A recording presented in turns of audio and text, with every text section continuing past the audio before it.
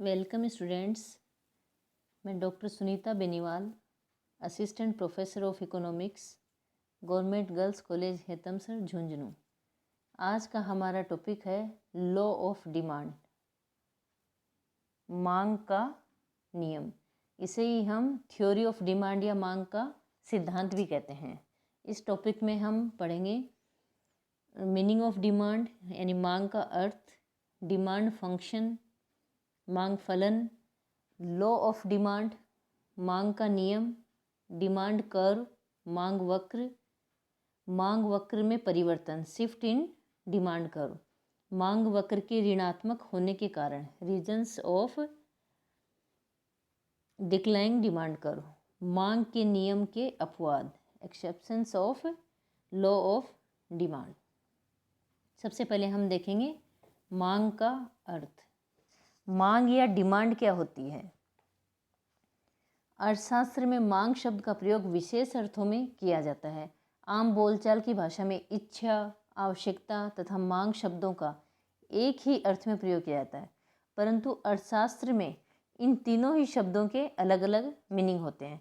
जैसे मान लीजिए आपको एक नया फ्रिज लेने की इच्छा है, परंतु आपके पास उसको खरीदने के लिए धन नहीं है या पैसे नहीं है, तो यह इच्छा आर्थिक दृष्टि से केवल आपकी इच्छा ही होगी या डिजायर ही कहलाएगी। ये तो हो गई इच्छा,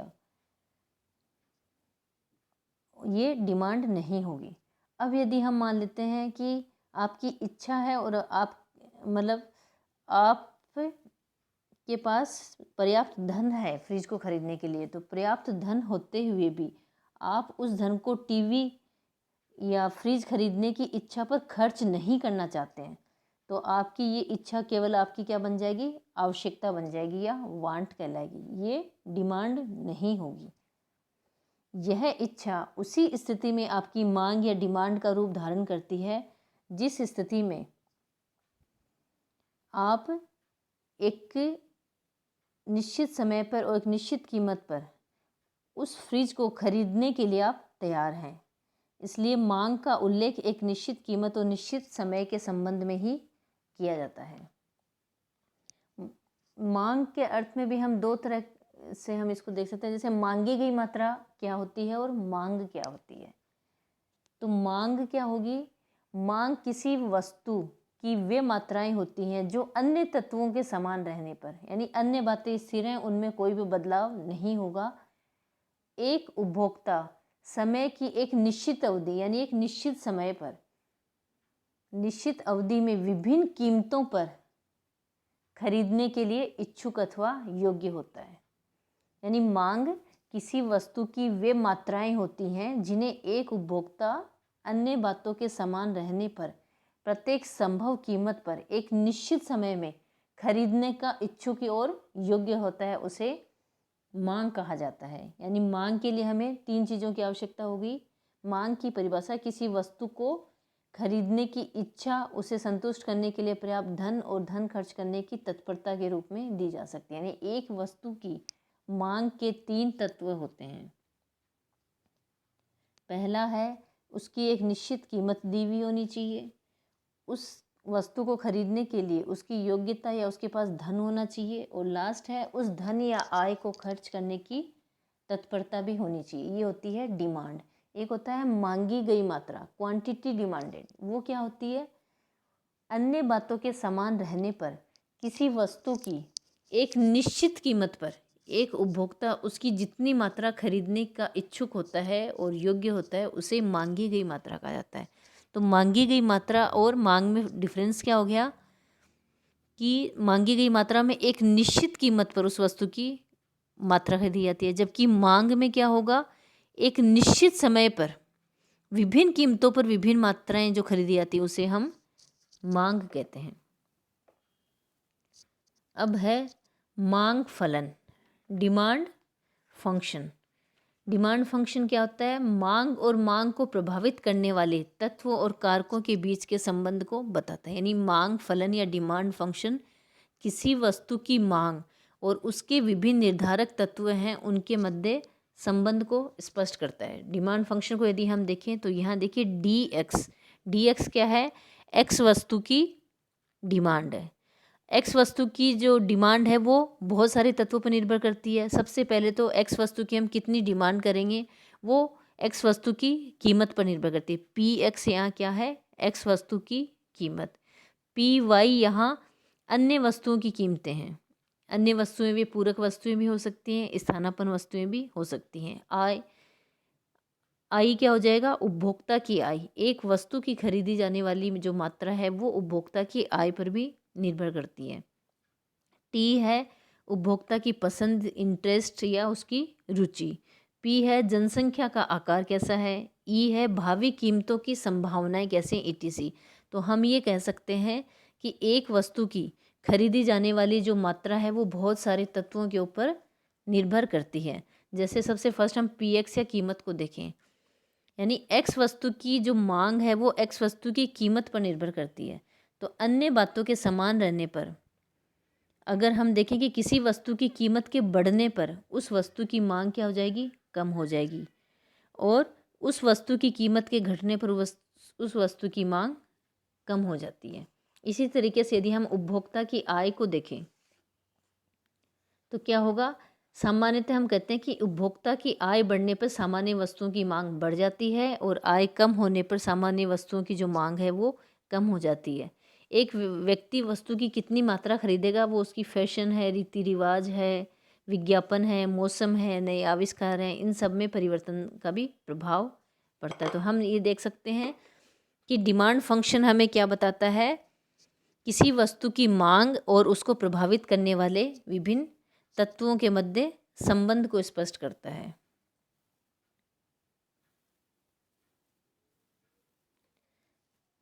अब है मांग का नियम।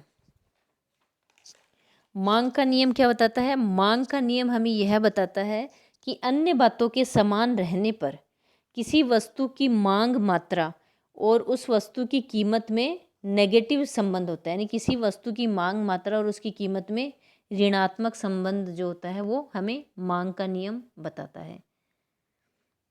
यानी मांग को प्रभावित करने वाले अन्य जो निर्धारक तत्व हैं, जैसे अभी हमने देखा उपभोक्ता की आय है, अन्य वस्तुओं की कीमतें हैं। अभी जैसे हमने यहाँ देखा कि एक्स वस्तु की मांग जो होती है वो बहुत सारे तत्वों पर निर्भर करती है। यदि हम अन्य निर्धारक तत्वों को स्थिर मान लें, इनके ऊपर बार का निशान लगा दें, इसका मतलब ये तत्व भी स्थिर है, इनकम भी स्थिर है, कोई चेंज नहीं हो रहा, उपभोक्ता के इंटरेस्ट में भी कोई चेंज नहीं हो रहा, पॉपुलेशन में भी कोई चेंज नहीं हो रहा, भावी एक्सपेक्टेशंस या संभावना में भी कोई चेंज नहीं हो रहा। तो एक्स वस्तु की जो मांग है वो किससे प्रभावित होगी, केवल एक्स वस्तु की कीमत से प्रभावित होगी।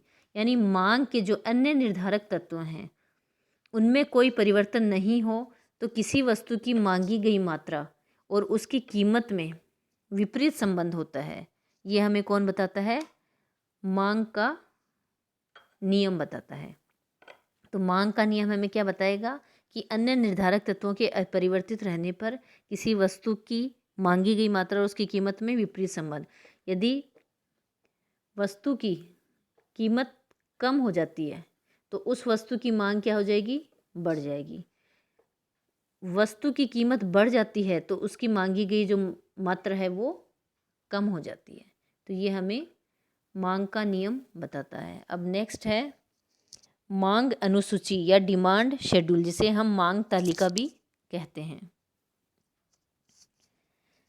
यह एक ऐसी तालिका या शेड्यूल होती है जो किसी वस्तु की कीमत और उसकी मांग मात्रा के विभिन्न कॉम्बिनेशन या विभिन्न संयोगों को दर्शाती है। जैसे यहाँ हम टेबल में देखें तो हम यहाँ ये देख रहे हैं कि कीमत और मांग मात्रा के संबंध को यहाँ दिखाया गया है। जब किसी वस्तु की कीमत अधिक है तो उस वस्तु की मांगी गई मात्रा कम है, और जैसे जैसे उस वस्तु की कीमत कम होती चली जाती है उस वस्तु की जो की जाने वाली मांग की मात्रा है वो क्या हो जाती है, ये बढ़ जाती है। यानी मांग तालिका हमें किसी वस्तु की कीमत और मांग मात्रा के विभिन्न जो कॉम्बिनेशन हैं उनको दर्शाती है। अब है डिमांड कर्व। डिमांड कर्व या मांग वक्र।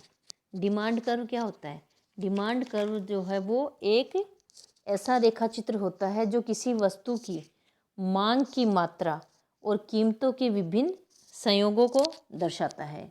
यानी हम यदि इस मांग तालिका को रेखा चित्र के रूप में प्रस्तुत कर देते हैं तो हमें मांग वक्र प्राप्त हो जाता है। यानी मांग वक्र किसी दिए हुए समय में, निश्चित समय में मांग के जो अन्य निर्धारक तत्व हैं वो अपरिवर्तित रहें तो किसी वस्तु की विभिन्न कीमतों और विभिन्न मांगी जाने वाली जो मात्राएं हैं उनके बीच के संबंध को बताता है। यानी मांग वक्र में बहुत सारी कीमतें होती हैं और मांग मात्राएं भी बहुत सारी हैं। मांग के अन्य जो तत्व हैं वो अपरिवर्तित हैं और समय क्या है, निश्चित है। तो मांग वक्र किसी दिए हुए समय में मांग के अन्य निर्धारक तत्वों के अपरिवर्तित रहने पर किसी वस्तु की विभिन्न कीमतों तथा मांगी गई मात्राओं के बीच के संबंध को स्पष्ट करता है।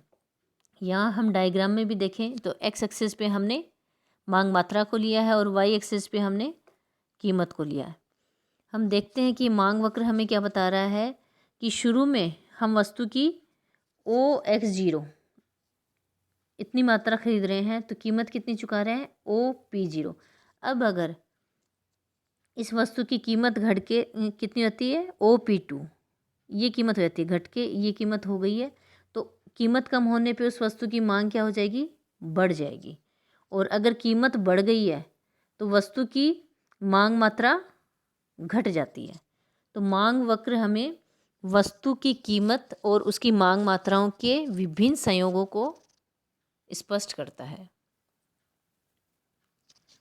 अब है मांग वक्र में परिवर्तन, शिफ्ट इन डिमांड करो।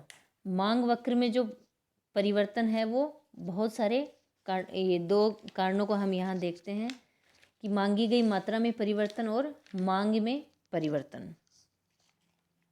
यानी मांग वक्र में जो होने वाला परिवर्तन है वो मांगी गई मात्रा में परिवर्तन और मांग में परिवर्तन के रूप में हम देख सकते हैं। सबसे पहले हम देखते हैं कि मांगी गई मात्रा में परिवर्तन या मांग वक्र पर संचलन। इसमें हम ये देखते हैं कि जब केवल किसी वस्तु की कीमत में परिवर्तन होता है। हमने अभी देखा डिमांड फंक्शन में हमने क्या देखा था कि मांग को प्रभावित करने वाले बहुत सारे कारक हैं, लेकिन मांग मात्रा में विस्तार और संकुचन को देख रहे हैं तो यहाँ हम क्या कहेंगे कि मांग के जो अन्य निर्धारक तत्व हैं उनमें कोई परिवर्तन नहीं होता। केवल किस में परिवर्तन होगा, जिस वस्तु की हम डिमांड कर रहे हैं उसकी केवल कीमत में परिवर्तन होगा।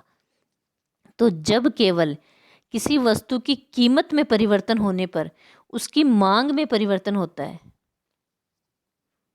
तो उसे हम मांगी गई मात्रा के द्वारा देख सकते हैं। और ये जो परिवर्तन होता है वो मांग वक्र के ऊपर ही विभिन्न बिंदुओं के रूप में हम प्रकट कर सकते हैं। यानी मांगी गई मात्रा में परिवर्तन जो है उसमें मांग वक्र परिवर्तित नहीं होता है। मांग वक्र के एक बिंदु से हम दूसरे बिंदु पर आ जाते हैं। इसे हम मांग वक्र पर संचलन कहते हैं। जैसे हम यहाँ ये देखते हैं कि शुरू में हम देख रहे हैं कि हमारी कीमत कितनी है, OP0 है और वस्तु की उस समय डिमांड हम कितनी कर रहे हैं, OX0, और A बिंदु पर हम हैं। अब यदि अन्य तत्वों में परिवर्तन नहीं होता और वस्तु की कीमत कम हो जाती है, OP0 से कीमत कितनी हो गई है, OP2, कीमत पहले से कम हो गई है। कीमत पहले से कम होने पे क्या होगा, उस वस्तु की मात्रा में परिवर्तन हो जाएगा। उस वस्तु की मात्रा कितनी हो गई है, OX2। तो कीमत कम होने से मांग में जो होने वाली वृद्धि होती है उसको मांग का विस्तार कहा जाता है। तो यहाँ मांग का विस्तार कितना हुआ है, देखिए हम A बिंदु से C बिंदु पे आ गए हैं तो इतनी मांग जो है वो बढ़ गई है। तो इसे हम क्या कहते हैं, मांग का विस्तार। दूसरा है मांग का संकुचन। मांग का संकुचन भी एक ही डिमांड कर्व पे होता है और यहाँ क्या होगा कि केवल उस वस्तु की कीमत में परिवर्तन हो रहा है। अगर वस्तु की कीमत बढ़ गई है, OP0 से बढ़ के OP1 हो गई है, कीमत बढ़ने की वजह से क्या होगा, अब हम OX0 की बजाय केवल OX1 मात्रा ही खरीदेंगे। OX1 मात्रा खरीदेंगे तो हम A बिंदु से B बिंदु की ओर हो जाएंगे, पीछे की ओर हो जाएंगे। तो A से B बिंदु की ओर जो आए हैं, जो मांग में कमी हुई है, उसे हम मांग का संकुचन कहते हैं, यानी कॉन्ट्रैक्शन ऑफ डिमांड।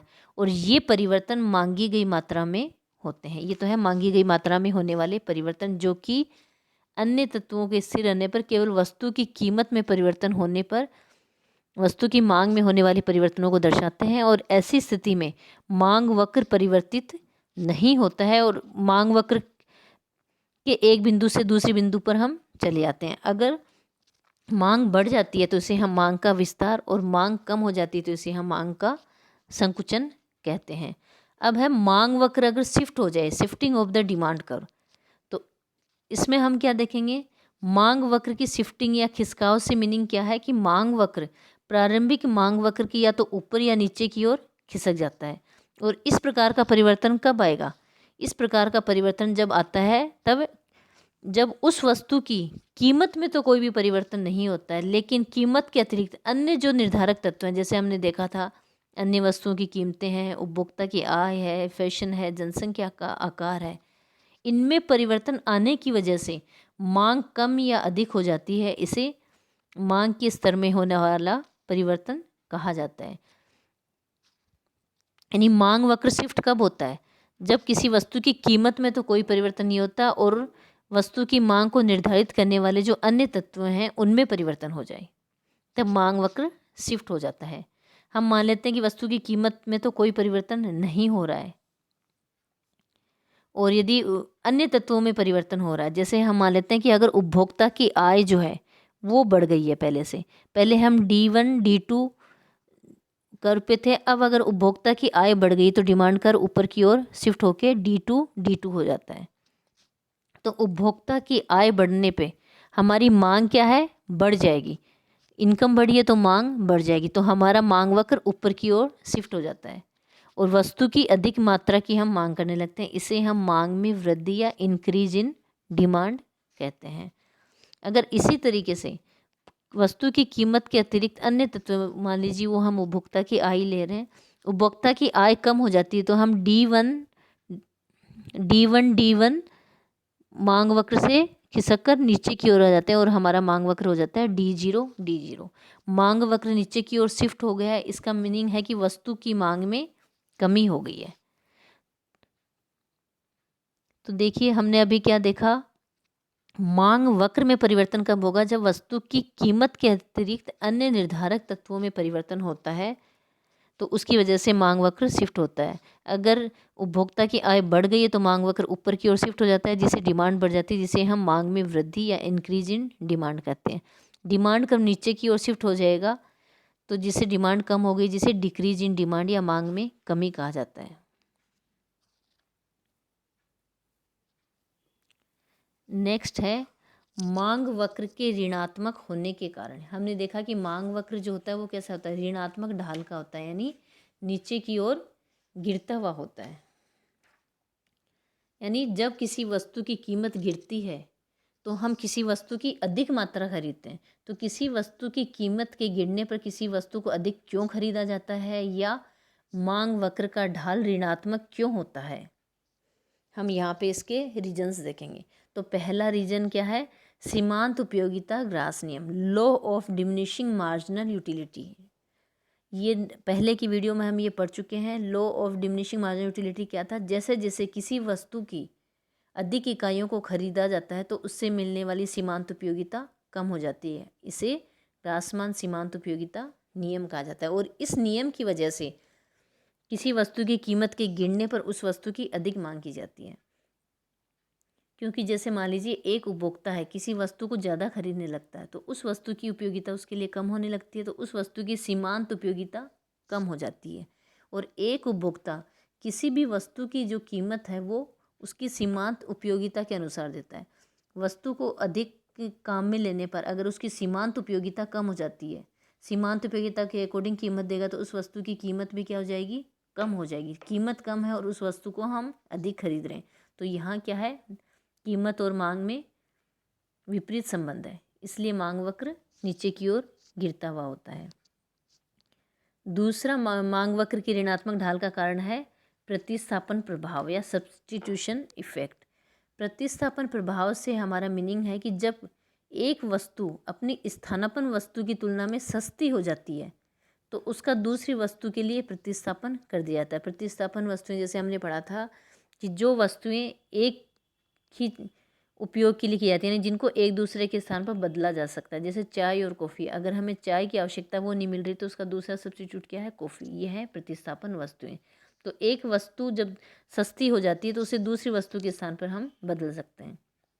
जैसे हम यहाँ चाय और कॉफ़ी के उदाहरण से ही हम देखें कि अगर चाय सस्ती हो गई है तो अब हम क्या करेंगे, चाय सस्ती होने की वजह से कॉफ़ी कम खरीदेंगे, तो कॉफ़ी के स्थान पर चाय का प्रतिस्थापन करेंगे और इस प्रतिस्थापन प्रभाव के कारण ही क्या होगा, चाय की डिमांड ज़्यादा बढ़ जाएगी, क्योंकि चाय पहले की तुलना में सस्ती हो गई, कॉफ़ी की तुलना में सस्ती हो गई। तो कॉफ़ी के स्थान पर हम चाय को अधिक काम में लेंगे तो चाय की मांग बढ़ जाएगी। तो चाय की कीमत कम होने पे चाय की मांग बढ़ गई, किसकी वजह से, प्रतिस्थापन प्रभाव की वजह से। इसलिए जो डिमांड कर्व होता है वो नीचे की ओर गिरता हुआ होता है, या वस्तु की कीमत गिर गई है तो उसकी अधिक मात्रा को खरीदा जाता है। थर्ड रीजन है इनकम इफेक्ट या आय प्रभाव। आय प्रभाव क्या होता है, किसी उपभोक्ता की आय में परिवर्तन होने पर उस वस्तु की मांगी गई मात्रा में होने वाला जो परिवर्तन होता है उसे हम आय प्रभाव कहते हैं। तो यहाँ क्या होगा, किसी वस्तु की कीमत में परिवर्तन हो गया, उसकी वजह से उपभोक्ता की वास्तविक आय बढ़ जाती है। आप देखिए, जैसे आपके पास में क्या है, 10 रुपये हैं और एक वस्तु खरीद रहे हैं आप, उसकी कीमत है 2 रुपये। तो 10 रुपये आपके पास टोटल हैं और उस वस्तु की कीमत 2 रुपये है। तो आप उस वस्तु की कितनी मात्रा खरीद सकते हैं, 10/2, यानी 5 इकाई खरीद सकते हैं। अब अगर आपकी इनकम तो 10 ही रुपये रहती है, आय तो आपकी बढ़ती नहीं है, लेकिन वस्तु की कीमत कम हो जाती है। 10 ही रुपये हैं और पहले वस्तु की कीमत थी 2 रुपये एक इकाई खरीदने की, अब वस्तु की कीमत 2 से घट के 1 हो गई है। तो उन्हीं 10 रुपये से आप कितनी चीज़ें खरीद सकते हैं, 10/1, यानी 10 इकाइयाँ खरीद सकते हैं। और पहले आप वस्तु की कीमत 2 रुपये थी तो केवल 5 इकाई खरीद रहे थे। तो यहाँ आपकी इनकम तो बढ़ी नहीं है, लेकिन आपकी वास्तविक आय बढ़ गई, यानी एक वस्तु की कीमत में परिवर्तन होने के फलस्वरूप जो उपभोक्ता है उसकी वास्तविक आय में परिवर्तन होने की वजह से उस वस्तु की मांगी गई जो मात्रा में होने वाला परिवर्तन है उसी को आय प्रभाव कहा जाता है। यानी आपके पास रुपए तो 10 ही, लेकिन वस्तु सस्ती होने की वजह से उन्हीं रुपयों से आप ज़्यादा वस्तुएं खरीद सकते हैं। इस सेंस में हम कहेंगे कि आपकी वास्तविक आय बढ़ गई है, यानी उसी रुपये से आप पहले से ज़्यादा वस्तुएं खरीद सकते हैं। तो वास्तविक आय बढ़ने की वजह से उस वस्तु की अधिक मात्रा खरीदी जाती है। तो इनकम इफेक्ट की वजह से भी डिमांड कर्व है वो नीचे की ओर गिरता हुआ होता है। अगला है कम कीमत पर नए क्रेता। मतलब किसी वस्तु की कीमत कम हो जाती है तो उसके ग्राहक बढ़ जाते हैं। जब किसी वस्तु की कीमत कम हो जाती है तो कई दूसरे उपभोक्ता या कंज्यूमर जो पहले उस वस्तु को नहीं खरीद रहे थे, अब सस्ती होने की वजह से उसको खरीदने लग जाते हैं। तो उस वस्तु की कीमत कम होने की वजह से उसे अब लोग ज़्यादा खरीदने लग गए हैं, यानी उसकी मांग बढ़ गई है। तो कीमत में परिवर्तन के फलस्वरूप उपभोक्ताओं की संख्या बढ़ने की वजह से उस वस्तु की अधिक मात्रा खरीदी जाती है, यानी कीमत कम होने पे उस वस्तु की अधिक मात्रा को खरीद रहे हैं। यानी हमारा जो डिमांड कर्व है वो कैसा है, नेगेटिव है, यानी वस्तु की कीमत के कम होने पर उसकी खरीदी जाने वाली जो मात्रा है वो बढ़ जाती है। अब है मांग के नियम के अपवाद, exceptions of the law of demand. मांग का नियम हमें क्या बता रहा था, मांग का नियम हमें ये बता रहा था किसी वस्तु की कीमत और उसकी मांग मात्रा में विपरीत संबंध होता है। यानी किसी वस्तु की कीमत कम होती है तो उसकी अधिक मांग की जाएगी या मांग मात्रा बढ़ जाती है, और किसी वस्तु की कीमत के अधिक होने पर उसकी मांग कम हो जाती है। और मांग के नियम का अपवाद का मतलब कीमत बढ़ेगी तो उस वस्तु की मांग बढ़ेगी, ये अपवाद हो गया, और कीमत कम होगी तो वस्तु की मांग कम होगी। तो सबसे पहले इसमें हम देखते हैं गिफिन का विरोधाभास।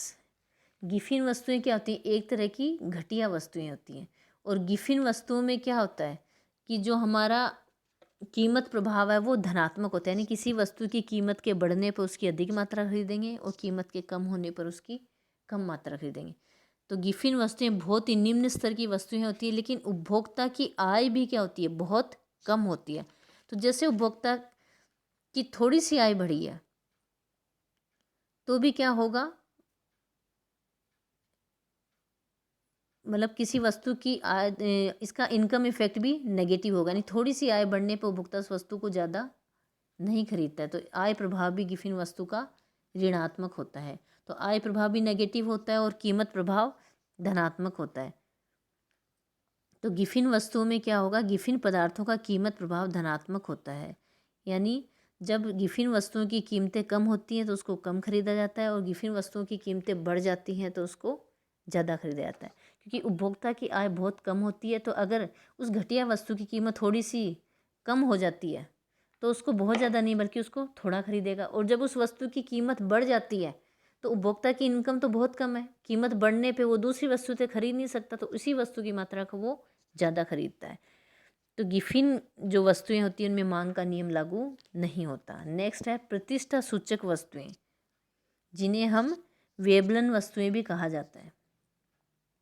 क्योंकि इस अपवाद की सबसे पहले जो व्याख्या है वो वेबलन ने की थी, इसलिए इन्हें वेबलन गुड्स कहा जाता है। ये एक तरह की वस्तुएं जो प्रतिष्ठा की सूचक होती हैं, और इनकी मांग कब अधिक होती है, जब इन वस्तुओं की कीमत अधिक होती है, यानी कीमत अधिक होने पे इनकी मांग ज़्यादा होती है। जैसे हीरे हैं, जवाहरात हैं आदि की मांग उसी समय अधिक होती है जब उनकी कीमत अधिक होती है। इसका कारण यह है कि कीमती हीरे जवाहरातों को समाज में अधिक प्रतिष्ठा का सूचक माना जाता है, इसलिए इनकी कीमत अधिक होने पर इनकी मांग अधिक होगी, और इनकी कीमत कम होने पर इनकी मांग भी कम होती, इसलिए इन वस्तुओं पर मांग का नियम लागू नहीं होता, यानी ये मांग के नियम के अपवाद हैं। अगला है वस्तु की गुणवत्ता में सुधार का प्रभाव। एक व्यक्ति किसी वस्तु को खरीद रहा है, अगर उस वस्तु की क्वालिटी इम्प्रूव हो जाती है तो व्यक्ति उस वस्तु के लिए अधिक कीमत देने को भी तैयार होता है। तो अधिक कीमत पर भी वो उस वस्तु की क्वालिटी की वजह से अधिक मात्रा को खरीदता है। तो वस्तु की गुणवत्ता में सुधार होने पर अधिक कीमत पर वस्तु अधिक खरीदी जाएगी और कम कीमत पर वस्तु कम खरीदी जाती है। तो ये हो गए मांग के नियम के अपवाद। तो आज के वीडियो लेक्चर में हमने बहुत सारे कॉन्सेप्ट्स देखे हैं। डिमांड का मीनिंग क्या है, वांट इच्छा क्या होती है, आवश्यकता क्या होती है, मांग वक्र क्या होता है, मांग का नियम क्या है, मांग फलन क्या है, मांग तालिका क्या है, मांगी गई मात्रा में परिवर्तन जिसे हम मांग में विस्तार और संकुचन के द्वारा देख सकते हैं, मांग वक्र का शिफ्ट होना जिसे हम मांग में कमी या वृद्धि के द्वारा भी देख सकते हैं। हमारा जो डिमांड कर्व है वो नेगेटिव क्यों होता है, यानी कीमत के गिरने पर किसी वस्तु की डिमांड अधिक क्यों होती है, उसके क्या रीजंस हैं, और मांग के नियम के अपवाद। इन चीज़ों को आज की वीडियो में हमने डिस्कस किया है। Thank you.